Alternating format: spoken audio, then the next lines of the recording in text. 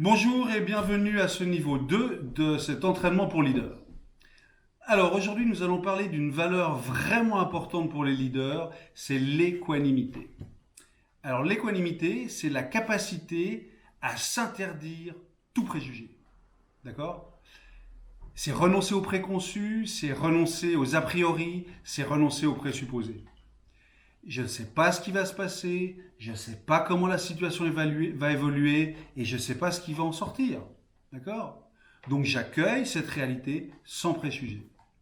Alors, je ne suis pas obligé d'être d'accord, je ne suis pas obligé de la défendre, je ne suis pas obligé de la trouver juste, je ne suis pas obligé de l'aimer, d'accord? Mais je lui souhaite la bienvenue car je sais que le meilleur peut sortir du pire et que le pire peut sortir du meilleur.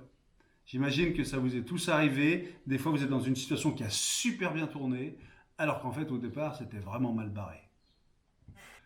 Parce que si je laissais la déception, la contrariété ou la frustration générer en moi des préjugés, bah, ça modifierait comment je me sens, ce qui influencerait ma manière de voir le monde, ce qui conditionnerait ensuite mes comportements et ce qui risquerait d'aggraver comment je me juge.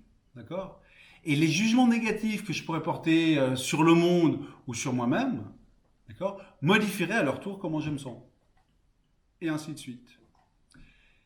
Je donnerais alors à mes préjugés un pouvoir sur ma vie et je me retrouverais pris en otage dans un cercle vicieux.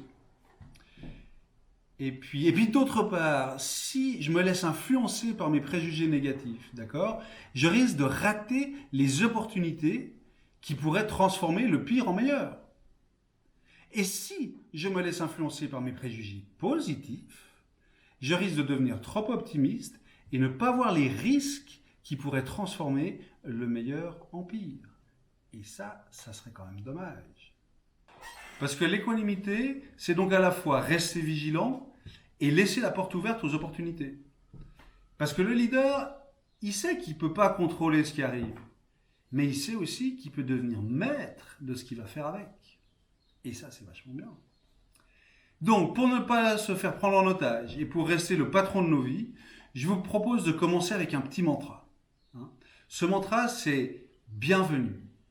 Ok? Je te souhaite la bienvenue parce que comme je ne sais pas ce que tu vas m'apporter, eh ben, je ne voudrais pas rater des opportunités. Alors bien sûr, je vais te demander de laisser tes bottes et tes armes au vestiaire. Parce que même si je ne connais pas l'avenir, il n'y a aucune raison pour que je supporte la grossièreté et la violence dans le présent. C'est sûr. Donc, reprenons maintenant notre exemple spécial confinement. D'accord? Donc, vous êtes toujours assis sur la chaise en plein milieu de la table du salon, ou dans le couloir, ou en plein milieu de nulle part, et vous avez fixé votre attention sur un objet, sur une partie de vous-même, sur une personne, ou sur un phénomène. D'accord? Alors, maintenant, souhaitez-lui la bienvenue dans votre vie. D'accord? Ça, c'est la clé absolue, c'est genre, bienvenue dans ma vie.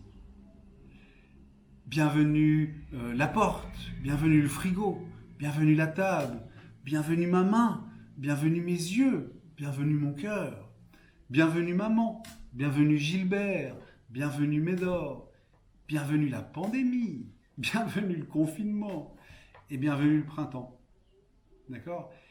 Et comme vous ne savez pas ce qui va se passer, comme vous ne savez pas ce qui va advenir, eh ben vous êtes prêts pour le meilleur comme pour le pire. D'accord?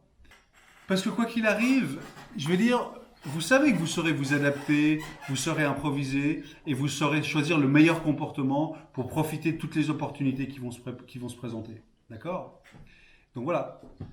Et puis ah oui, alors surtout, n'oubliez pas, ce qui nous intéresse ici, c'est pas les bénéfices du résultat, c'est pas le trophée, mais c'est les ressources qu'on va développer pendant le processus.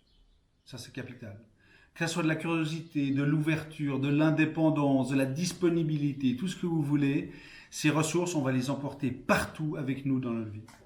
Et ça c'est de la valeur, c'est de la valeur brute. Donc voilà. Alors si vous prenez l'habitude de vous comporter comme un leader, eh ben vous deviendrez un leader. Et vous deviendrez un leader même si ça fait mal, vous deviendrez un leader même si ça fait peur, et même si ça ne plaît pas. Parce que je vous rappelle, un leader, il n'est pas un leader juste le samedi après-midi sur son petit poney quand il fait beau. Hein. Il est un leader partout, n'importe où, et quoi qu'il arrive. Ok.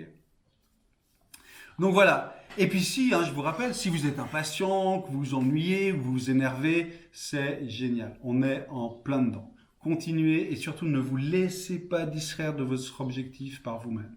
D'accord? Surtout pas par vous-même. Et rappelez-vous, plus c'est difficile maintenant, plus ça sera facile après. Voilà. Donc si vous êtes toujours partant pour entraîner le leader qui est en vous, je vous retrouve dans quelques jours pour le 3e niveau. Comment entraîner son lâcher-prise. Alors ça, vous verrez, c'est top. Okay.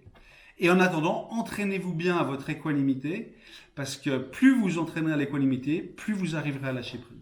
Vous verrez pourquoi. Voilà, en attendant, je vous souhaite une bonne journée et à dans quelques jours. Au revoir.